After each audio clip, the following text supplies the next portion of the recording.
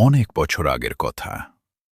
পাহাড় আর জঙ্গলে ঘেরা এক প্রত্যন্ত গ্রামে বাস করত এক ভয়ঙ্কর তান্ত্রিক।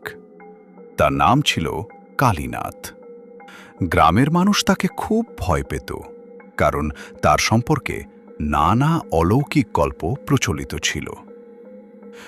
একদিন কালীনাথ একটি প্রাচীন তন্ত্রগ্রন্থ খুঁজে পায়। সেই গ্রন্থে লেখা ছিল, অসীম শক্তি ও অমরত্বের গোপন বিদ্যা লাভ করতে হলে 7টি নিষ্পাপ কন্যার আত্মা উৎসর্গ করতে হবে। ক্ষমতার লোভে অন্ধ হয়ে যায় কালীনাথ। সে সিদ্ধান্ত নেয় যে কোনো মূল্যে সেই শক্তি অর্জন করবে। রাতের পর রাত সে জঙ্গলের গভীরে একটি ভাঙা মন্দিরে গোপন সাধনা করতে থাকে। ধীরে ধীরে গ্রামের 7 জন কিশোরী রহস্যজনকভাবে নিখোঁজ হতে শুরু করে। পুরো গ্রামে আতঙ্ক ছড়িয়ে পড়ে। গ্রামের প্রবীণরা বুঝতে পারেন এর পেছনে কোনো অশুভ শক্তি কাজ করছে। তখন গ্রামের এক সাহসী যুবক রফিক সত্য উদ্ঘাটনের শপথ নেয়। এক অমাবস্যার রাতে রফিক গোপনে কালীনাথকে অনুসরণ করে জঙ্গলের সেই ভাঙা মন্দিরে পৌঁছে যায়। সেখানে সে দেখে 7টি পাথরের বেদির সামনে কালীনাথ এক ভয়ঙ্কর আচার সম্পন্ন করছে। হঠাৎ চারদিকে প্রচণ্ড ঝড় শুরু হয়। আকাশে বজ্রপাতের আলোয় মন্দির কেঁপে ওঠে। ঠিক তখনই তন্ত্রগ্রন্থের একটি লাইন কালীনাথের চোখে পড়ে, যা সে আগে পড়েনি। যে ব্যক্তি নিষ্পাপ আত্মার রক্তে শক্তি অর্জনের চেষ্টা করবে, সেই শক্তি তার বিনাশের কারণ হবে। মুহূর্তের মধ্যে মন্দিরের ভেতর অদ্ভুত ছায়ামূর্তি দেখা দিতে শুরু করে। চারদিকে কান্নার শব্দ ভেসে আসে। কালীনাথ ভয়ে মন্ত্র পড়তে থাকে, কিন্তু ততক্ষণে দেরি হয়ে গেছে। এক প্রচণ্ড বজ্রপাত সরাসরি মন্দিরের চূড়ায় আঘাত করে। পুরো মন্দির ধসে পড়ে। পরদিন সকালে গ্রামবাসীরা সেখানে গিয়ে শুধু ধ্বংসস্তূপ খুঁজে পায়। কালীনাথের আর কোনো খোঁজ মেলে না।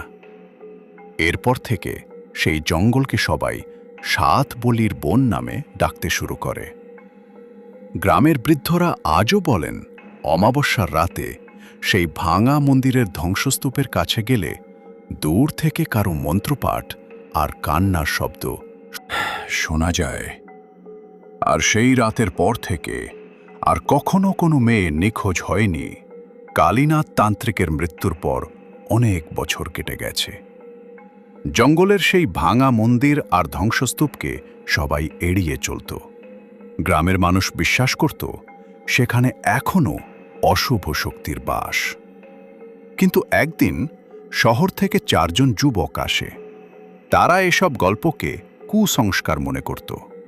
তাদের একজন সোহান বলল, চলো আজ রাতেই ওই মন্দিরে যাই, দেখি সত্যিই ভূত আছে নাকি। অমাবস্যার রাত ছিল। 4 বন্ধু টর্চ আর ক্যামেরা নিয়ে জঙ্গলের ভেতর ঢুকে পড়ল। রাত বাড়ার সঙ্গে সঙ্গে চারপাশে অদ্ভুত নীরবতা নেমে এলো। হঠাৎ তারা দেখতে পেল ধ্বংসস্তূপের মাঝে একটি পুরনো কালো বই পড়ে আছে।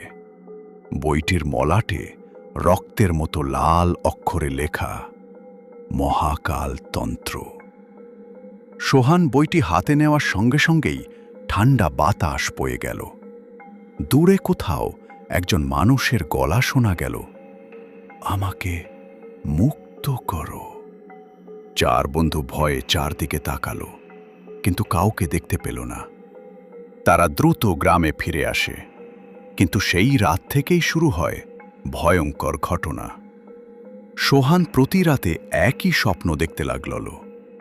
স্বপ্নে সে দেখত কালীনাথ তান্ত্রিক আগুনের মাঝে দাঁড়িয়ে আছে। তান্ত্রিক বলছে, আমার সাধনা অসম্পূর্ণ ছিল, 7 বলি সম্পূর্ণ হয়নি, আমাকে ফিরিয়ে আনো। পরদিন সকালে সোহানের ঘরে অদ্ভুত কিছু পাওয়া গেল। তার বিছানার পাশে লাল রঙে আঁকা ছিল একটি তান্ত্রিক চিহ্ন। এরপর একে একে 4 বন্ধুর সাথেও অস্বাভাবিক ঘটনা ঘটতে শুরু করল। একজন হঠাৎ নিখোঁজ হয়ে গেল। আরেকজন পাগলের মতো বলতে লাগল, ও ফিরে আসছে, ও ফিরে আসছে। গ্রামের বৃদ্ধরা বুঝতে পারল কালীনাথের অভিশাপ আবার জেগে উঠেছে। অমাবস্যা আসতে আর মাত্র 3 দিন বাকি। আর সেই 3 দিনের মধ্যেই জঙ্গলে আবার দেখা গেল এক কালো ছায়ামূর্তি, যার হাতে ছিল মানুষের খুলি।